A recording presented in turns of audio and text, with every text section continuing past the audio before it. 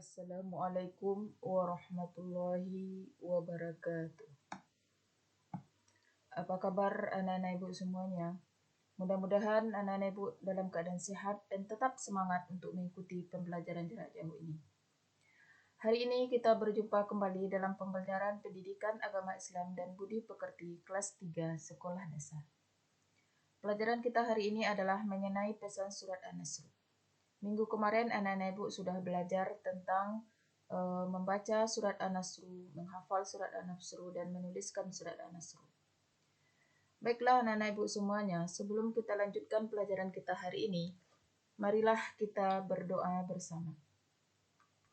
Berdoa mulai. A'udzu billahi minasyaitonir rajim. Bismillahirrahmanirrahim. Rabbi shrah li sadri wa yassir li amri wahlul 'uqdatam min lisani yafqahu qawli. Amin. Tujuan pembelajaran kita hari ini adalah melalui pembelajaran dengan metode pembelajaran saintifik diharapkan anak-anak ibu mampu memahami pesan surat An-Nasr. Baik anak-anak semuanya, mari sekarang kita lihat sekilas tentang surat An-Nasr. Surat An-Nasr adalah surat yang ke-110 dalam Al-Quran. Berapakah jumlah surat semuanya dalam Al-Quran anak-anak ibu? Jumlah semuanya adalah 114 surat. Surat An-Nasr itu surat yang ke-110. Coba kamu lihat bersama orang tuanya, buka Al-Qurannya, kamu cari surat An-Nasr itu. Apakah benar dia berada dalam urutan yang ke-110? Ya, bagus. Selanjutnya adalah surat An-Nasr itu terdiri dari 3 ayat.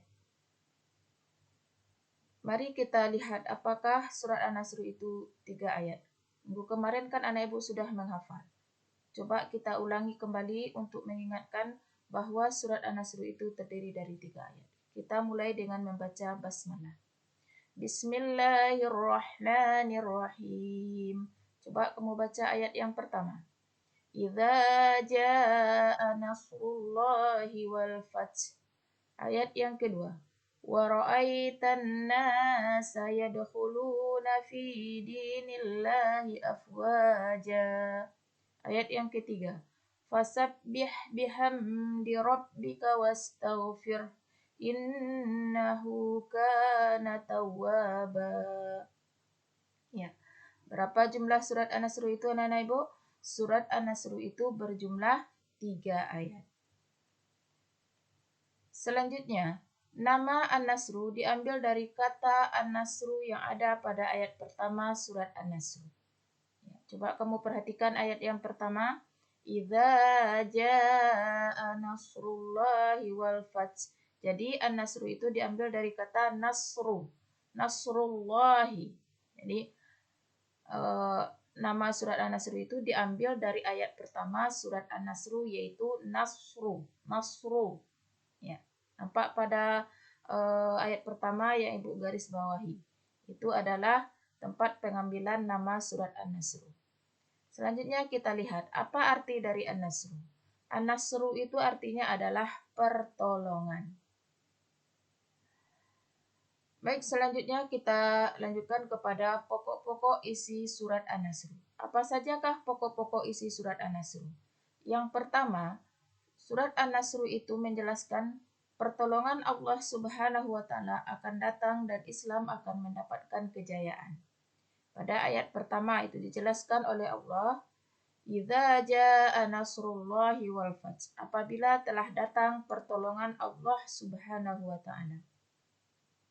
Wa ra'aitan nasa yadkhuluna fi dinillahi afwaja. Maka kamu melihat orang masuk Islam itu secara berbondong-bondong. Ketika orang masuk Islam secara berbondong-bondong itu menyatakan bahwa Islam itu dalam kejayaan. Jadi surat An-Nasr ini turun ketika terjadi peristiwa Fathul Mekah, penaklukan kota Mekah. Jadi ketika terjadi penaklukan kota Mekah dikuasai oleh orang Islam, ketika itu Islam mendapatkan kejayaan. Ya.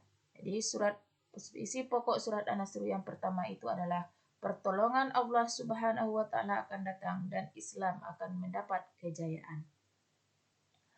Yang kedua, pada ayat yang ketiga, itu pokok isi surah An-Nasr adalah perintah Allah kepada orang yang beriman agar bertasbih, memujinya dan meminta ampun kepadanya dikala terjadi peristiwa yang menggembirakan. Fasabbih bihamdi rabbika wastaghfir, maka bertasbihlah kamu kepada Allah dan minta ampunlah. Ya. Di sini Allah Subhanahu wa Ta'ala memerintahkan kepada kita orang yang beriman, apabila kita mendapatkan kegembiraan maka kita bertasbih dengan mengucapkan subhanallah, ya. Dan kita diperintahkan meminta ampun. Jadi anak-anak ibu, ketika kamu mendapatkan sesuatu yang menggembirakan, yang membahagiakan, maka jangan lupa untuk bertasbih mengucapkan subhanallah. Setelah itu kita harus minta ampun kepada Allah Subhanahu wa Ta'ala terhadap kesalahan yang pernah kita lakukan. Apa contohnya? Ketika kamu mendapat juara kelas misalnya, itu kan sesuatu yang menggembirakan atau membahagiakan bagi dirimu. Maka ucapkanlah tasbih kepada Allah Subhanahu wa Ta'ala. Subhanallah. Apa kata tasbih itu? Subhanallah. Maha suci Allah. Jadi setiap hal-hal yang mengembirakan atau membahagiakan yang anak-anak ibu rasakan, maka jangan lupa untuk mengucapkan subhanallah dan minta ampun kepada Allah dengan mengucapkan astaghfirullahaladzim. Ya. Jadi kalimat tasbih itu adalah subhanallah dan kalimat untuk minta ampun adalah astaghfirullahaladzim. Ya. Bisa dipahami anak-anak ibu semuanya? Ya, baik. Sampai di sini pelajaran kita hari ini. Tapi sebelum kita akhiri pelajaran kita, mari kita simpulkan pelajaran kita pada hari ini. Yang dapat kita simpulkan pada pelajaran hari ini adalah yang pertama, surat An-Nasr itu adalah surat yang ke-110 dalam Al-Quran.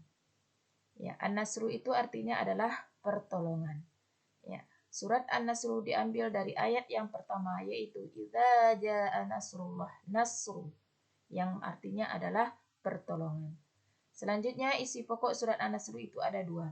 Yang pertama, pertolongan Allah Subhanahu wa Ta'ala akan datang dan Islam akan mendapat kejayaan.